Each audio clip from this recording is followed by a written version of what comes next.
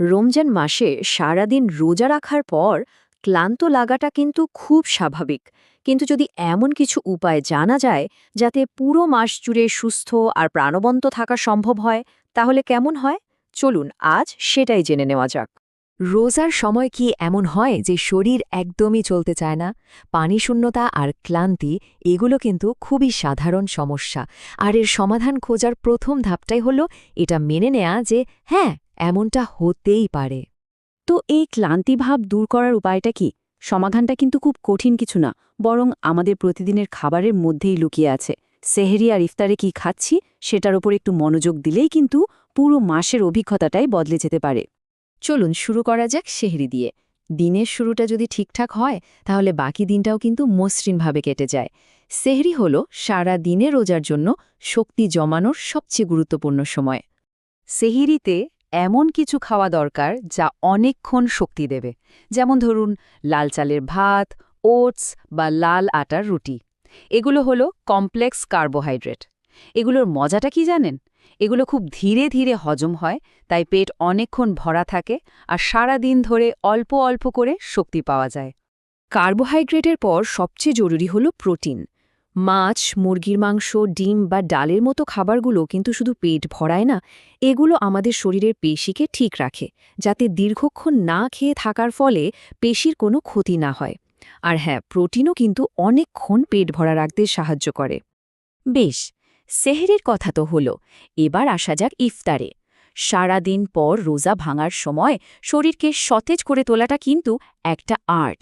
এখানেও সঠিক খাবার বেছে নেওয়াটা খুব জরুরি। ইফতারের শুরুতে খেজুর খাওয়ার রীতিটা কিন্তু শুধু ঐতিহ্য নয়, এর পেছনে দারুণ বিজ্ঞানও আছে। খেজুরে থাকা পটাশিয়াম আর ম্যাগনেশিয়াম শরীরে প্রায় সঙ্গে সঙ্গেই শক্তি ফিরিয়ে আনে, যা সারাদিনের ক্লান্তি দূর করতে ম্যাজিকের মতো কাজ করে। ইফতারের পর সবচেয়ে জরুরি হলো শরীরের পানির ঘাটতি পূরণ করা, আর এর জন্য ডাবের পানি, লেবুর শরবত বা তরমুজের মতো ফলের কোনো তুলনাই হয় না। দই বা লাচ্ছিও খুব ভালো বিকল্প। এগুলো শুধু তৃষ্ণা মেটায় না, শরীরের প্রয়োজনীয় মিনারেলসও ফিরিয়ে দেয়। আচ্ছা, একটা মজার তথ্য দিই। এমন কিছু খাবার আছে যা খেলে কিন্তু পানি পানের কাজটাও হয়ে যায়। যেমন ধরুন শশা। ভাবা যায় একটা শশার প্রায় 95% হলো পানি। তার মানে শশা খেলে পুষ্টি আর হাইড্রেশন দুটোই একসঙ্গে হয়। আর পানির কথা যখন হচ্ছেই, তখন এই সংখ্যাটা মনে রাখা খুব দরকার। চেষ্টা করতে হবে ইফতার থেকে সেহরি পর্যন্ত অন্তত ৮ থেকে ১০ গ্লাস পানি পান করার, তবে একবারে নয়, বরং অল্প অল্প করে পুরো সময়টা জুড়ে। কার্বোহাইড্রেট আর প্রোটিনের সাথে কিন্তু অল্প পরিমাণে স্বাস্থ্যকর ফ্যাটও দরকার। কাঠবাদাম, আখরোট বা চিয়া সিডের মতো খাবারগুলো আমাদের শরীরের জন্য খুব উপকারী আর দীর্ঘক্ষণ শক্তি ধরে রাখতেও সাহায্য করে। এতক্ষণ তো আমরা কি কি খাওয়া উচিত তা নিয়ে কথা বললাম। এবার চলুন দেখি কোন খাবারগুলো এড়িয়ে চললে শরীর আরও ভালো থাকবে। কারণ কি খাচ্ছি সেটার মতোই গুরুত্বপূর্ণ হলো কি খাচ্ছি না। দেখুন, এখানে ৩টা প্রধান জিনিস আছে। প্রথমত, ভাজা পোড়া বা তৈলাক্ত খাবার, যা হজমের সমস্যা করে। দ্বিতীয়ত, অতিরিক্ত চা বা কফি, যা শরীরকে আরও পানিশূন্য করে ফেলে।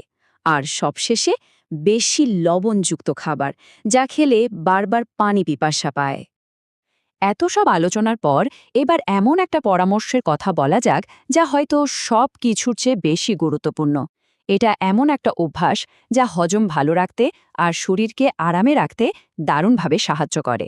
সারাদিন পর ইফতারে একসাথে অনেক কিছু খেতে ইচ্ছে করে, তাই না? কিন্তু আসল কৌশলটা হলো এর ঠিক উল্টো। একবারে বেশি না খেয়ে একটু সময় নিয়ে অল্প অল্প করে খেলে হজমটা অনেক ভালো হয়। এতে শরীরের উপর কোনো চাপ পড়ে না আর অস্বস্তির বদলে বেশ ফুরফুরে লাগে। শেষ করার আগে চলুন এই প্রশ্নটা নিয়ে একটু ভাবা যাক। খাবারের অভ্যাসে আনা একটা ছোট্ট পরিবর্তন কিভাবে পুরো রোজার অভিজ্ঞতাটাকেই বদলে দিতে পারে। রমজানের এই স্বাস্থ্যকর অভ্যাসগুলো কিন্তু শুধু এই এক মাসের জন্য নয়, এগুলো সারা জীবনের জন্যই একটা